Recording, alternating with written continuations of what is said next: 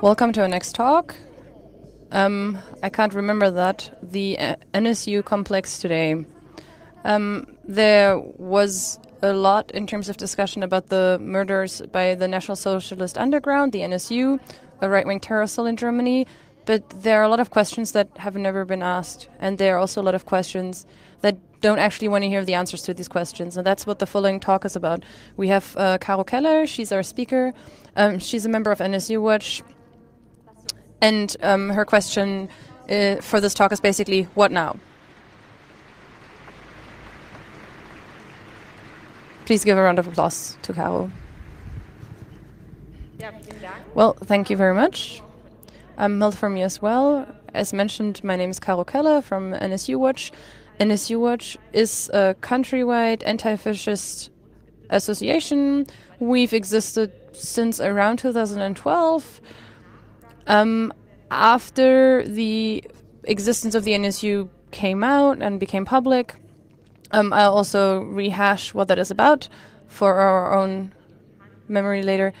So that came out in around 2011. So at that point, anti-fascists across the country came together and basically went into their archives and put together all the information that they could find about this group at that point in time, about this neo-Nazi terror group.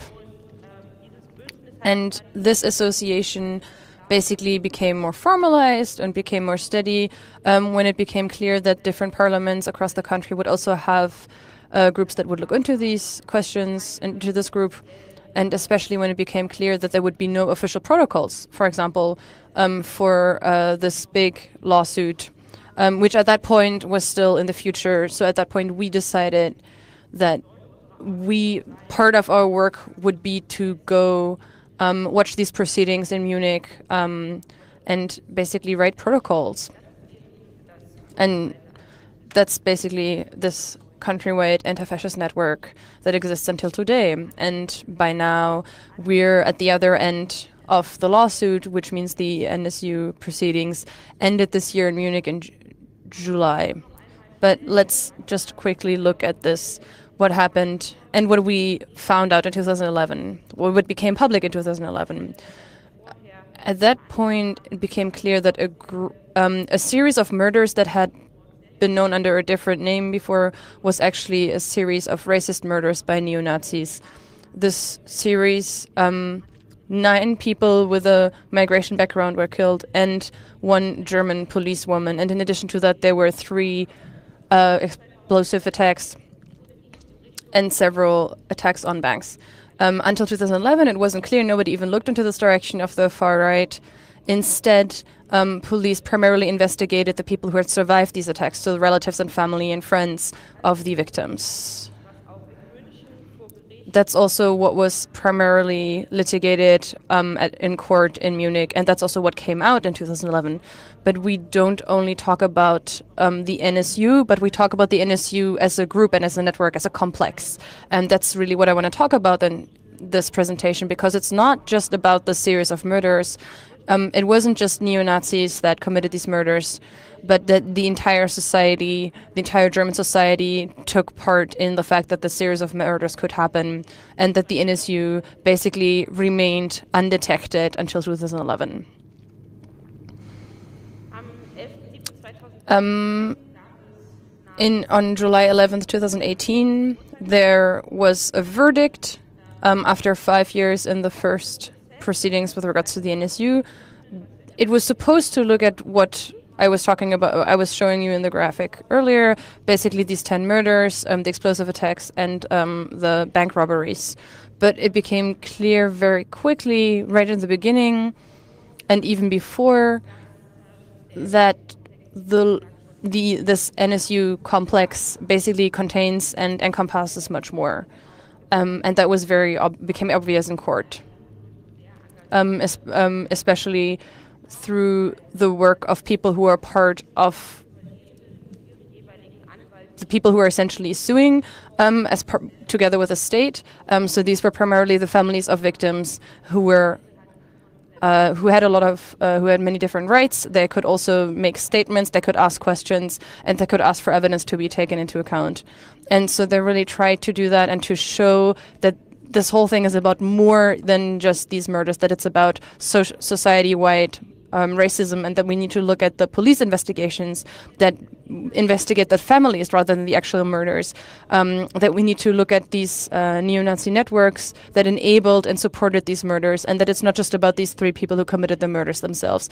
And the reason this was so difficult is because the people who actually wrote down the suit, which was basically the state, so the equivalent of a general attorney, simply included this assumption that the NSU was a group of 3 people that was isolated, did not have access to a big network, and that the state also was not involved in this murder series at all. And basically everything that happened as part of these proceedings had to fit into that narrative. So whenever these families tried to counter that narrative, they had to go against that.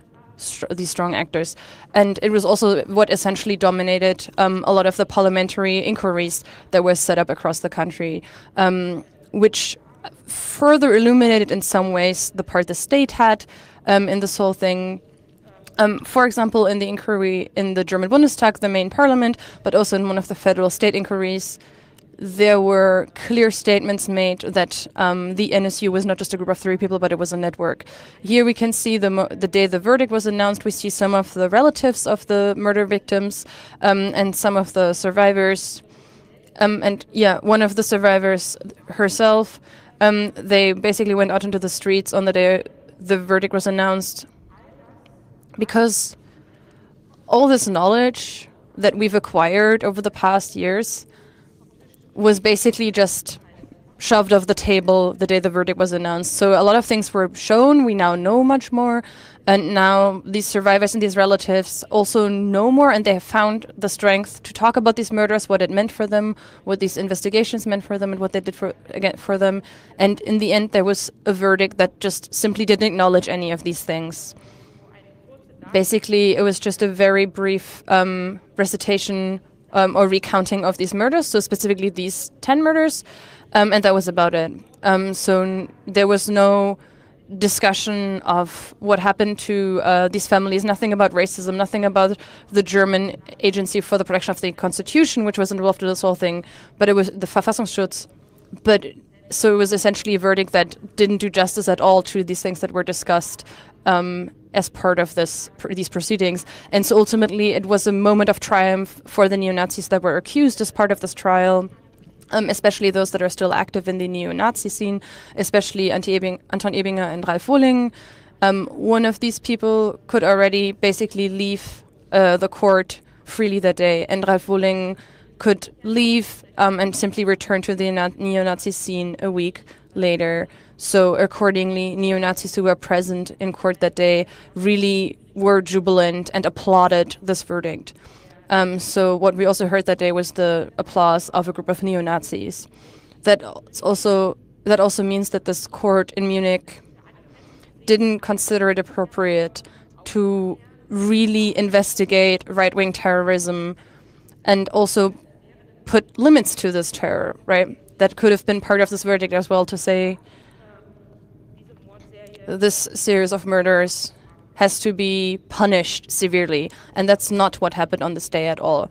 But the worst thing really was that the judge didn't find any words for the relatives and the survivors, which is completely normal in other cases. You can basically say anything you want in these verdicts, and in many cases it just talked about what these murders and these crimes meant, and that's something that didn't happen at all as part of this NSU trial.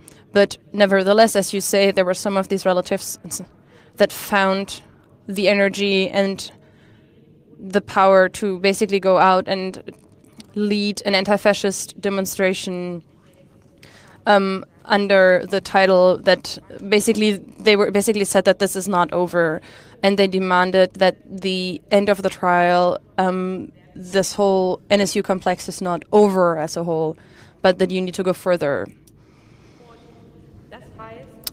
That means what we can take away from this trial and this day is much more than was written down as part of the verdict in the end. The trial and all these parliamentary inquiries that are happening were really influenced by this notion of what's also in my title. These are things that people in the Verfassungsschutz, the German Agency for the Protection of the Constitution, said, that the police said that, neo-Nazis said that, and a lot of people said basically that they just can't remember what happened 15 to 1 year ago. So they have all these memory gaps that somehow appear independently with all of these people. But generally, that's different, right? As someone who's watching these parliamentary inquiries, we are, of course, remembering these things. And we remember what the relatives and the survivors say. We remember what these people who work for the government say, what these people from the police say, and what we learned about our society. And that's really our takeaway, and that's the core of this presentation. What is our analysis, or what is a possible analysis of the NSU complex, which we can learn from, which we can remember, and which we can take with us to prevent something like this from happening again. Of course, that's one of our main aims, and one of the main aims of our work, that murders like this can never happen again. And if they do happen, then they cannot remain undetected again for such a long time. And that it needs to be clear that this is right-wing terrorism. And that's, like I mentioned, the question, what do we know about the NSU complex?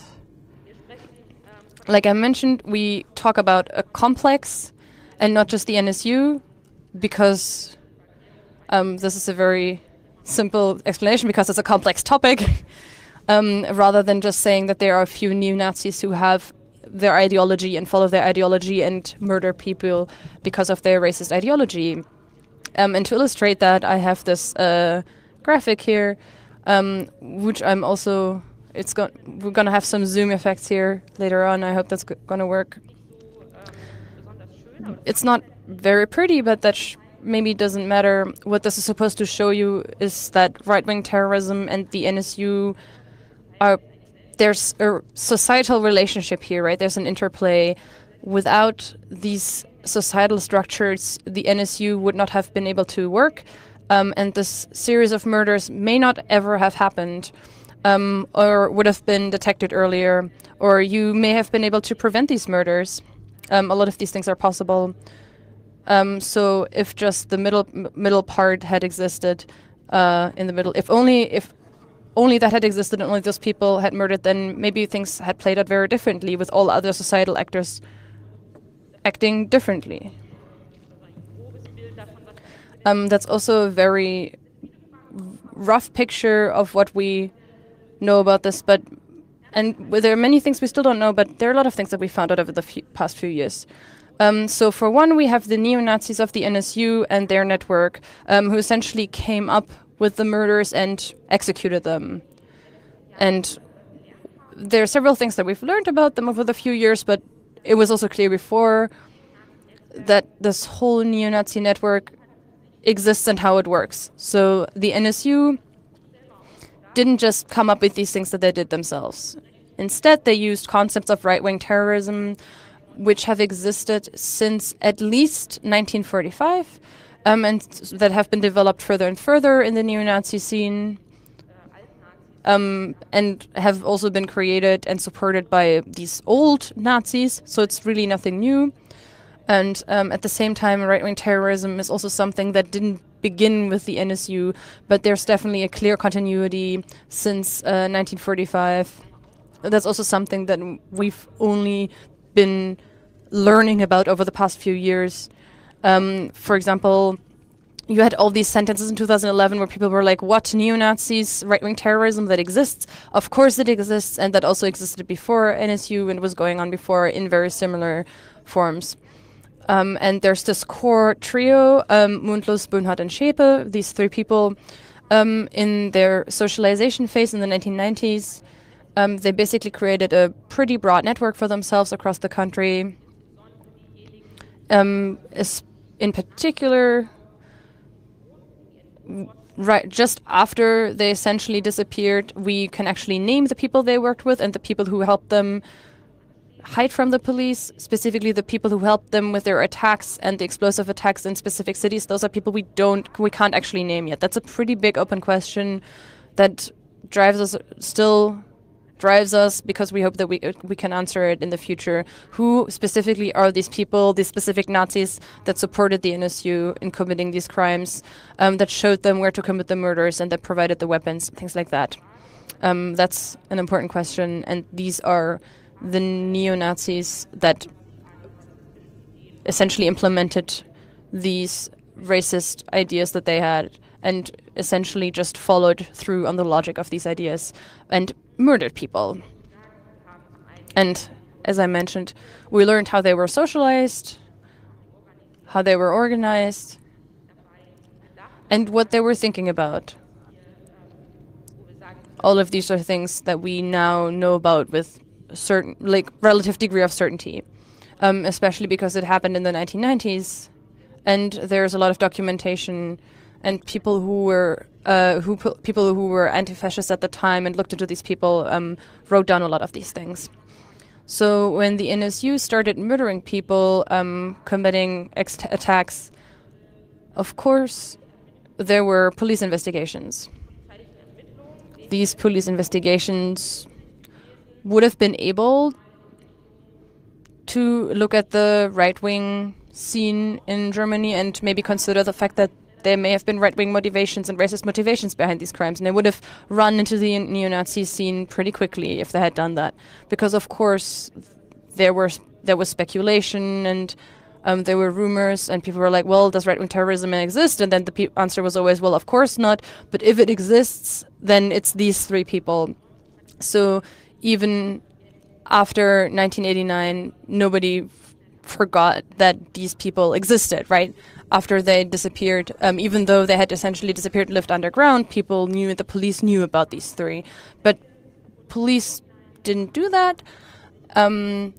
And after 1998, when they moved from Jena to Chemnitz and moved underground, they also could have been arrested, but that also didn't happen. And so these police investigations have also been investigated very clearly and have essentially been taken apart in a very detailed way over the past few years, especially in the parliamentary inquiries that are going on, with a particular focus on some of these important points in time, especially the moment when they went underground in 98, because there was essentially a raid of some of these houses, and Uwe Böhnhardt, he was actually still there, and he asked whether he could leave. And the policeman there basically just told him, yeah, you can go. And so he grabbed the others and they moved to Chemnitz. So we know these things in a lot of detail, basically minute by minute. And separate from that, we obviously have the police investigations after the murders and the explosions and explosive attacks that were quite similar in the way that they were executed. So there was racistically connotated theses, and they were actually looking for people based on these theses. So what I mean by this, officers looked at the fact that people with migrational background were attacked and were murdered, and based upon this, they thought maybe what could be a motive to kill these people. So they came up with racist motivated theses, and they were like, oh, it could be mafia, or it could be based on a family feud, like blood revenge. So they came up with this world of ideas that we call racist, because it is not the world of thought that police men and women alike should come about when you have victims that are of white skin color. So that's why we call them racist and institutionalized racism that is part of an institution and bias, and individual racism. And by that I mean we could see over the past few years that there's individual officers that have made racist remarks in public and acted racistly in public. We know this because the files in the committees of inquiry reveal this, and they show how these hearings were going, if they were talking to relatives or people related to the crime. And when they were asking these people, and when people, relatives actually mentioned that this could be motivated by racist and fascism, that was put aside and shoved off the table by investigating police officers, and they then kept pushing for things such as Family Feud. In Cologne, for example, in Dortmund, there was a witness that said that she saw the attackers and she said, well, it was either Nazis or junkies, and then in the protocol in the end, only junkies ended up in the official documentation of the hearing. And massively, actually, family members of the people attacked were the ones who were being framed. So they would show them images of other women, and they would be like, oh, this is the woman that your husband has a second family with, which is actually were all lies and untrue. And they were trying to push relatives into basically revealing what was going on. So this quote shows quite well and is quite revealing and telling. In front of the backdrop of the killing of people in our cultural realm is considered a big taboo. We can deduct that the perpetrator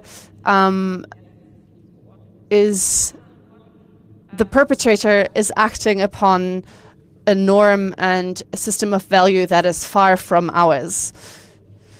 Based on our historic legacy, this is a bit of a stretch and it's quite rough to take in, but this is the remark that was being made within the investigation files, and the police did not leave any stone unturned. In Hamburg, for example, they actually consulted somebody from Iran who was supposed to get in contact with the deceased. In Nuremberg, they were running a doner kebab shop and were paying money for people to protect them. They were trying to get into those kind of scenes.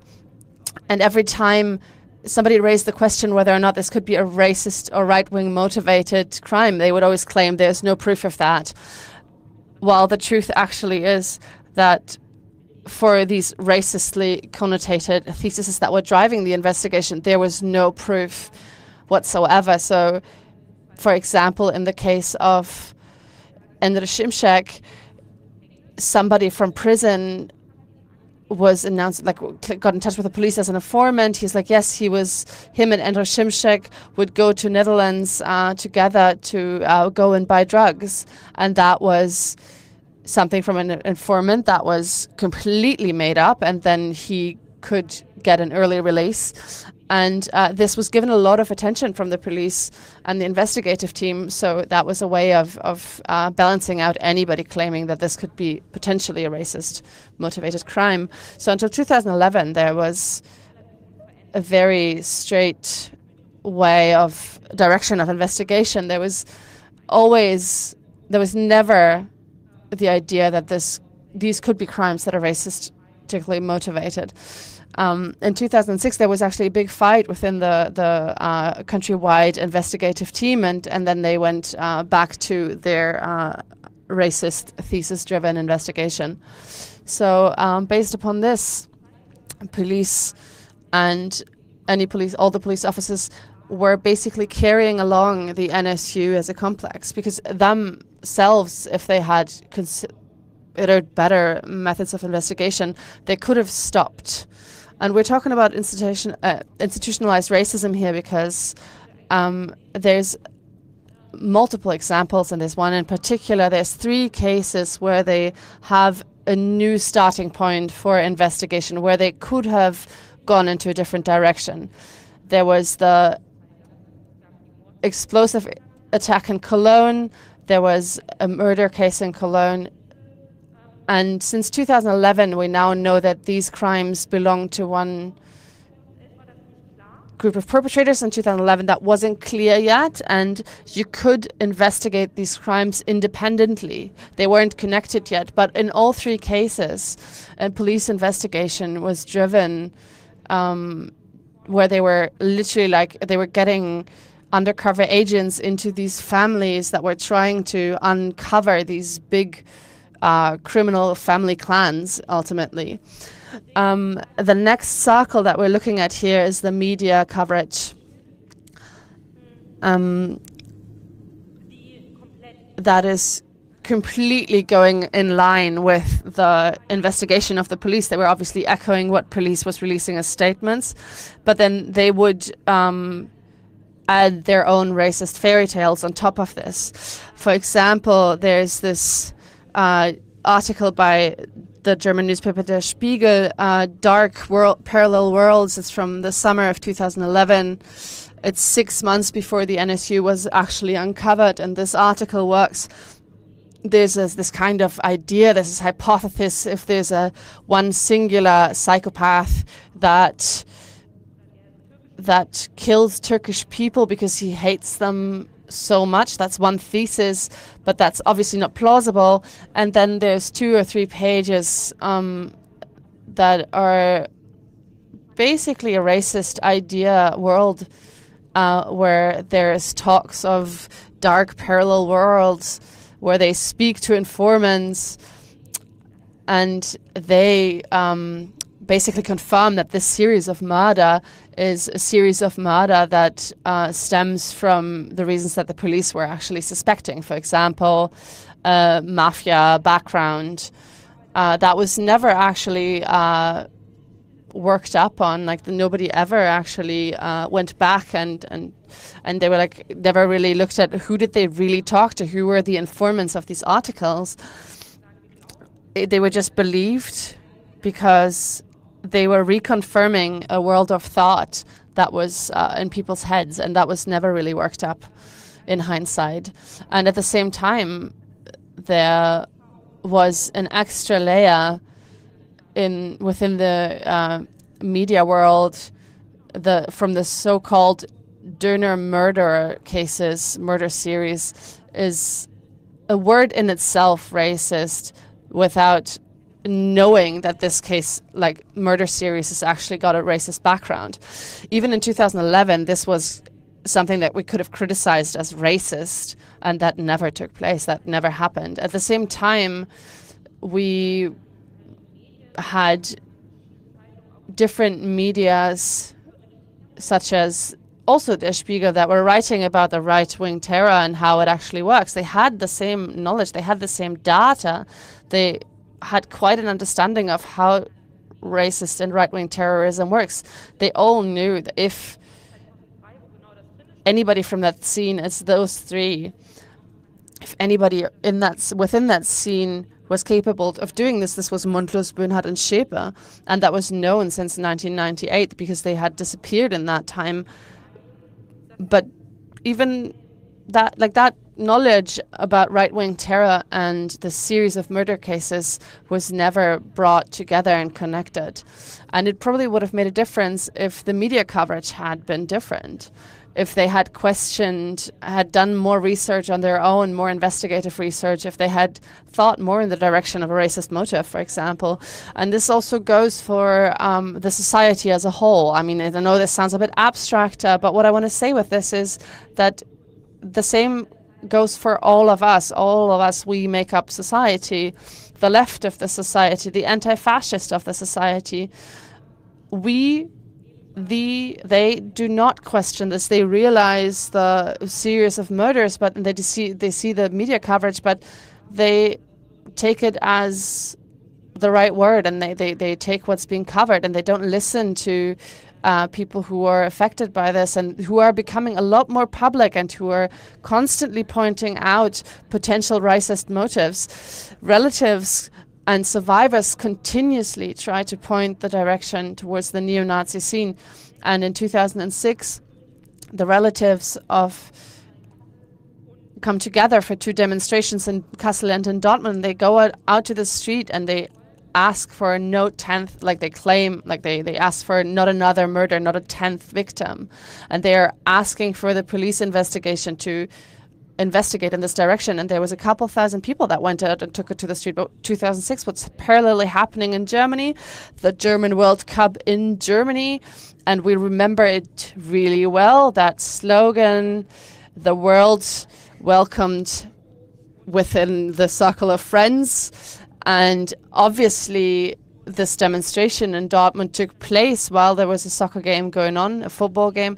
And so this the demonstration had to go through an empty street and was completely unheard and unnoticed. And again, the thought comes about what would have happened if that had been heard. And I think that would have made a great difference, and it could have made a great difference if a society, anti-fascists, media, if they had just paid more attention, if they had gotten together with the relatives and could have maybe given a bigger voice to the thought, what if these murders are racistly driven by a racist ideology? So 2006 does not just signify, in hindsight, obviously, this is the breaking point. This is the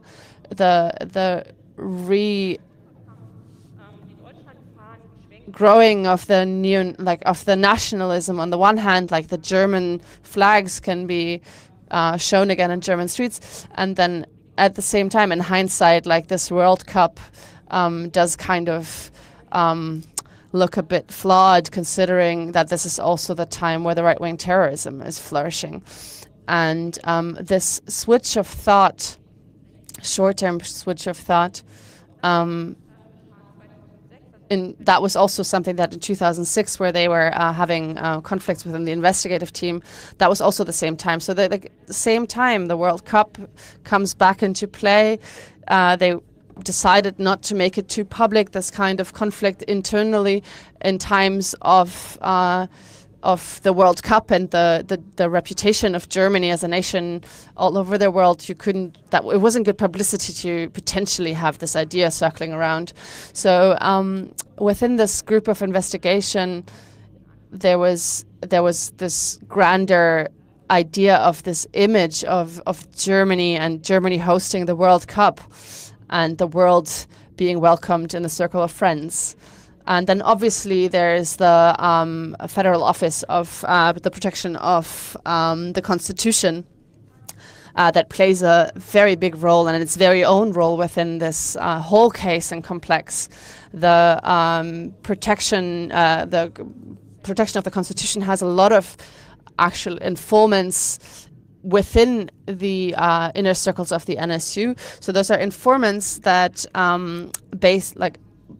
for money act as informants, and they report to the police and get paid for it. And we know that these informants did notify the police of the most important things.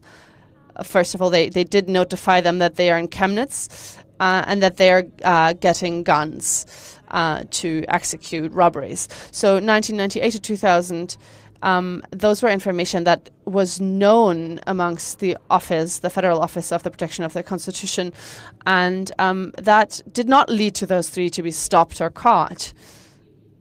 And what we don't know, however, is if the Federal Office of the Protection of the Constitution did know about the murder series itself. What we do know is that this office did know, since 2011, has massively intervened with the investigation, and they were destroying files. And very quickly after the NSU became known, so on the 4th of November in 2011, the NSU was known that they were the ones who were responsible for this series. And on the 11th of November is the first day where files are being destroyed on a massive scale. So there's a bunch of files that are being kept secret, that are put under a seal of the next 120 years because of specific security levels. And also employees of these offices of the protection of the Constitution in their inquiries happen to not remember anything, and for a month they just kind of blank out and they black out, and they are, if it's not something that they have to keep secret, they can't remember, basically. So the big question in this regard is, what did the Office of the Protection of the Constitution know? And why did they act the way that they did? And why did they not act the way did not act. So why did they not pass on information? But this is not the main point. A lot of times, when you think about the NSU Komplex, the Office of the Protection of the Constitution is something they were being shady, and that's why the NSU could continuously execute murders. We do not believe that's the case. We believe it's a societal problem that is going above all the layers. All these layers were carrying the NSU, and they could have intervened and could have made a difference. And they could have, and this is where the error and this is kind of missing, they could have also undercut the investigation and the actions of the Office of the Protection of the Constitution. They, if any of these layers had more actively stepped in, that could have actually made a difference. And this is something that counts for all the layers within this kind of circle. And the most horrific thing is that the NSU was actually quite aware of this. They were quite aware how the series of murders was dealt with, and how there was investigations framing relatives and survivors, and how media covered these cases, and how the survivors and relatives were talked about in a very racist and biased way. So the NSU actually has a little archive documenting their murder series. So we do know that they were quite aware of, and that must have kind of given them a new level of energy. They didn't just kill these people, but beyond that, they also the police is now investigating these families, and the whole society is echoing this kind of behavior. So the NSU also was aware of the demonstration in 2006, and that's one of the most horrific things about the video from 2011, where they're claiming these murders for them. The video footage of the demonstration from 2006 is actually part of that, of the proclamation where they proclaimed that they were responsible for these murders. And the societal circle around the NSU was obviously not just the tight circle of neo-Nazi friends, but they lived in neighborhoods in Chemnitz and Zwickau, and especially the neighbors in Zwickau were not organized neo-Nazis in the sense that we think of them. Those were regular people with regular points of views, is how they claimed in front of on trial. And these normal point of views, it was quite normal to make racist remarks. It was quite normal to have Hitler statues in your little party cellar and have them on display. And that means that's something that we can only speculate about. But to move around in these neighborhoods must have meant that they didn't need to hide who they were. And they didn't have to hide when they were making racist remarks. It was actually part of being part of those neighborhoods. And at the same time, that also means, and it could potentially mean, that they felt strengthened by these remarks and by this kind of atmosphere. In the 1990s, socialized, there was a massive shift to the right, especially in Germany, with the pogroms, especially in Rostock, and where there were, and in Mölln, where there were fire attacks. And this kind of societal racism must have given them power and invigorated them. And they in Zwickau, they could feel that kind of being reconfirmed, that this is a widespread point of view within society. And at the same time, beyond this, not obviously, you don't only need neo-Nazis for this kind of terrorism. In reverse, this also tells us where we have room to act. So it shows us what we can learn from it to avoid right-wing terrorism. And what are the things that, what are the things that, what we could see in the past few years is that we have a few actors that haven't learned much from the NSU complex and are not really willing to learn. In the past few weeks, we had the scandal about the NSU 2.0, where within the Frankfurt Police Department and in the police in Hessen, there's actually racist structures within the police departments themselves. We can see that the Office for the Protection of the Constitution still is unable to, and obviously not willing to, stop and put an end to neo-Nazis, and that media coverage, yes, well, it's swinging this way and that way. So what's left for us is that we have to learn from the NSU complex, and that we are the ones who have to change our ways of acting and our patterns of thought so that we as a layer can play a different role in the case of right-wing terrorism. This is something that is for all sorts of right-wing terror that's within society. So based on that, we have a few perspectives, possible perspectives for the future. What does that mean? How should you change your behavior? What can we learn from this NSU complex? Obviously, every person needs to know that for themselves, but I think there are a few starting points that there are and that we can give you. So for one, of course, there are initiatives that directly concern themselves with the NSU complex itself. And for example, that essentially force people to remember and compel people to remember. I think one thing that we do, one anti-fascist task that we have is that the things that happened aren't forgotten. That we remember the murder victims of the NSU, that we don't forget that people basically will remember these attacks for the remainders of their lives, and that they will be influenced by these attacks. Something that was created over the past few years is that there are regular memorials in the places where these crimes happened. Different ways of memorials and remembering are there. There are protests, there are plaques, there are statues. So that also depends on what the city allows on those places. That depends on what the family wants on those places. So of course that looks very different in every single instance. But of course that's something that's extremely important. One thing that we see on top here is a demonstration in Kassel last year. You remember it looks very similar to the No 10th Victim demonstration.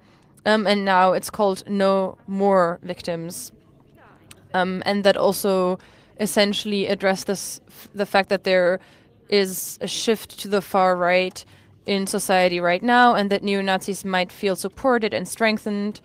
Of course, there's this whole question of, are all neo-Nazis, are all racists, even if not all racists, maybe neo-Nazis, they feel supported by that, and there's a general societal climate that supports them.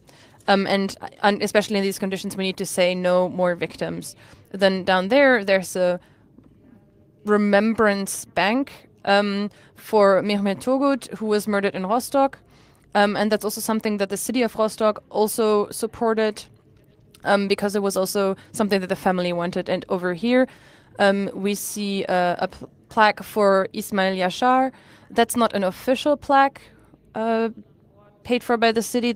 So this is in Nuremberg, but this was put there by an anti-fascist initiative that takes care of these memorials happening and these remembrance happening, because these plaques are destroyed, taken away, stolen regularly, and so someone needs to make sure that it stays there. So one thing is remembering, and another thing is implementing the demands of the victims, of survivors and victims' families, as far as possible. So in many cases, the families demand these things being investigated and being brought to light. But for example, in Kassel, the family of Halil Yozgat also demands that the street where their son was murdered, that the street is renamed into Halid Street for all Halids, and to prevent any other Halid from being murdered for racist reasons in this street that's currently called Dutch Street. The city is currently refusing to do this. Instead, they renamed a plaza very close, and they basically saying, oh, that's enough in terms of us taking responsibility. Simultaneously, the city is now at a point where they're essentially saying we're kind of retreating from these official memorials, and instead there's going to be a science prize for people who work on things related to the NSU. But basically at this point, it's up to activists to implement this demand and to support it. And that's also something that happens repeatedly.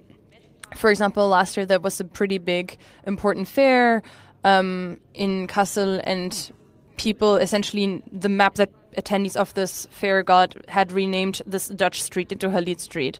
And very specifically, this is also something that needs to continue to happen over the upcoming few years, remembering and also essentially testing and trying out to what extent we as a society can specifically implement the demands that survivors and victims' families have.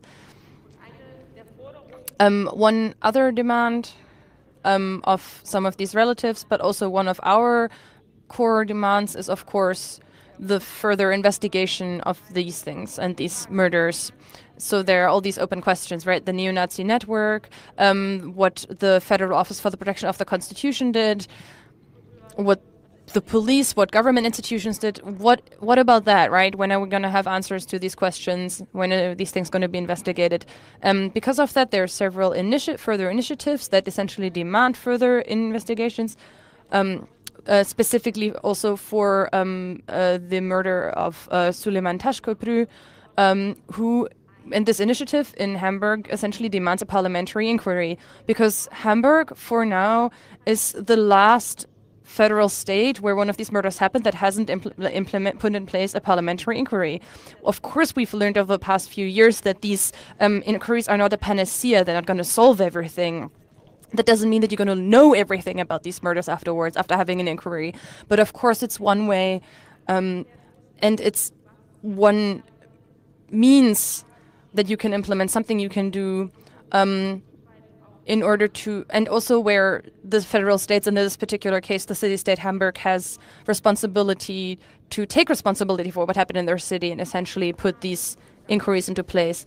They renamed a street, and the Senate officially apologized, but they basically said that they don't need an official inquiry, with the same reasoning that other states, such as Bavaria, also used, which was, well, of course this is important, but as long as we don't have any new information, we can't put in place a parliamentary inquiry. And because of this, it's basically up to civil society and civil society initiatives to push for these investigations and really demand it, but also to push this investigation forward ourselves, which obviously is also something that we consider our task as anti-fascists, as NSU Watch, and other groups, that our own contribution to these investigations, we also should be doing that, right? That's also part of our task. In the very beginning, just after we found out about the NSU, it started that many anti-fascists essentially went into their archives, found this information, did some research, and that's never stopped since then. That's also how we see ourselves as NSU Watch, right? We're not just watching, but we're also actors, and we're part of this investigative process into the NSU Komplex. And, for example, into which of these open questions we may be able to answer as a society. What might be easier to answer is the question about the neo-Nazi network than rather the question of why the Federal Office for the Protection of the Constitution acted the way it acted. But I'm actually pretty optimistic that we might actually get closer to concrete and specific answers to this question. And we can see that the demands for clarity and for investigations haven't ceased since the announcement of the verdict. For some people, this may have been the end of the NSU complex, but for many, it wasn't. And then on top of that, there are also other initiatives where I also think this is what it could look like to learn from the NSU complex as an initiative and as a civil society, which is not just to deal directly with the NSU complex itself, but to deal with other potential racist murders. For example, there's the Bektash initiative in Berlin, which deals with the murder of Burak Bektash, who was murdered 2012 in public, just outside on the street, Burak Bektaş was standing outside with his friends in Berlin-Neukölln, and there was a white man who simply shot them and without a word left. Bektaş did not survive this attack. And in Neukölln, until now, they are neo-Nazis, and there is a lot of evidence that this may have been a racist murder, right? But this is something that hasn't been cleared up at all until now. But this initiative is fighting together with his family for this murder to be investigated. And so they've already been able to get this statue, which is essentially a memorial for him. So this is a case where an initiative is working with the people who were affected and the victims' families, and the families are not left alone. And before 2011, working together with these relatives and getting something like this memorial, I think 2011 really made a big difference, right? Then there are other initiatives that really are trying to illuminate the history of right-wing terrorism in Germany since 1945. So these are specifically initiatives that after 2011 started to look at this continuity again and try to illuminate this continuity. So specifically here is an initiative from Hamburg called Initiative Remembering Tonlan, and the first name I couldn't get, apologies, and which wants to remember the two victims of the arson attack in Hamburg, which was this arson attack was committed by a right-wing group, which got a lot of attention. The two victims were, I think, Vietnamese immigrants, if I remember correctly. And after this group heard about this arson attack, founded itself and also started working together with relatives and victims' families, and they are fighting for a place and a location for remembrance in Hamburg. And like that, there's an increasing number of right-wing terror attacks from the past that we are beginning to remember, and at least on the left, these things are being remembered as part of a collective memory, and especially these attacks that had been forgotten for a very long time. And like that, it's also possible to show that right-wing terrorism is not just these individual cases that are isolated from all these other things, but that there's a clear continuity where the people who committed these murders always use similar concepts, similar ideas, and essentially build on and learn from each other based on this racist ideology. And then here, this picture is also from Hamburg, which is kind of just like a general picture to show you the train station Veddel. In December 2017, there was an explosive attack there, and it became very clear very quickly on social media that this could have been a right-wing attack, because Veddel is where you essentially enter two quarters of Hamburg, Veddel and Wilhelmsburg, where there are a lot of people who have a migration background and who are left-wing live in these parts of the city. And so many people pointed out, well, this could have been a right-wing attack. And one of the reasons they could say this is the way right-wing terrorism works is that terrorism often happens without confession letters, even if media and German police believe until today that you can recognize right-wing terrorism if there's a swastika somewhere. No, you can recognize them by looking at who may have been targeted, who may have been the population groups that may have been targeted by this attack. And if there is congruence with right-wing ideology, then it could have been right-wing terrorism. And there are many cases where there's overlap in the way they proceed in committing their crimes. For example, here there was an explosive that may have reminded you of the group Freital, which used similar explosives. And because the explosive included screws, which is also something that was done in the case of the NSU. So choice of victims and their parallels in terms of the way they proceeded and then the way they actually implemented the explosives, which is why many people said, oh, there may have been a far-right background here. The person responsible was arrested, who was a well-known neo-Nazi who already tried in the 90s, who murdered in the 90s for right-wing reasons. And so that's just another indicator that this was right-wing terrorism. Because of that, you could see who reacted and how did they react. Police essentially played it down. It was like, oh no, he's not a neo-Nazi anymore because he's not part of an organization anymore, and he is now just a drinker, right?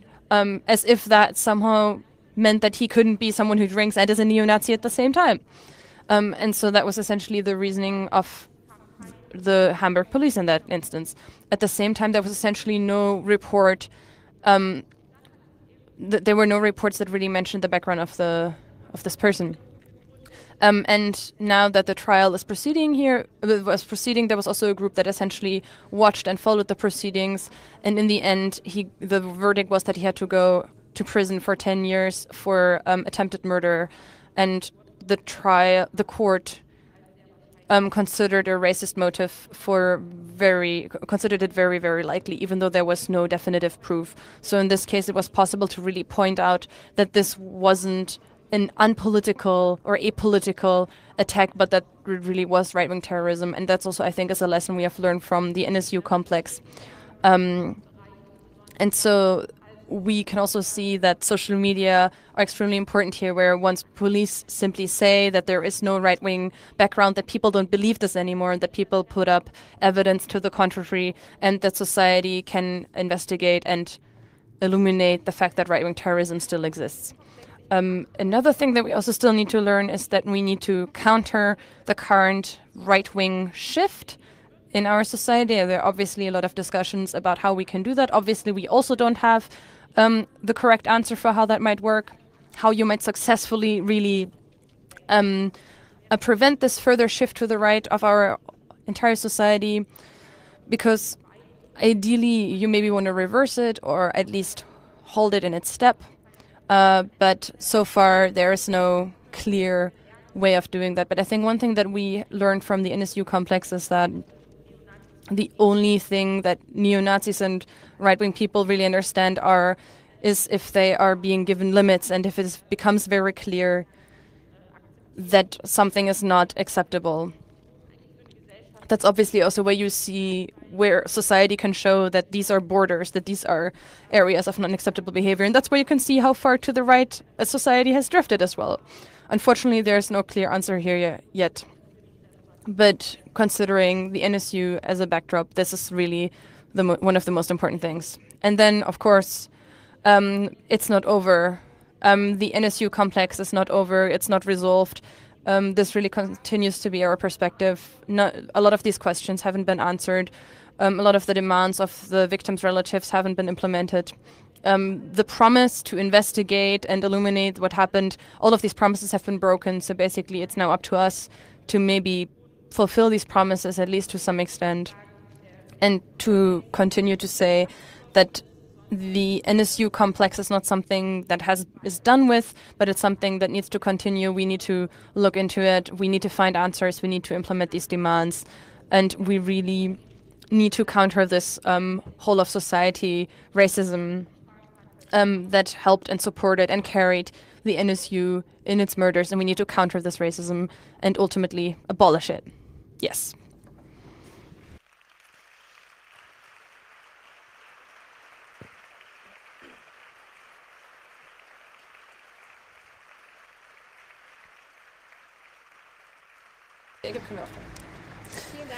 Thank you, Caro, for this great talk.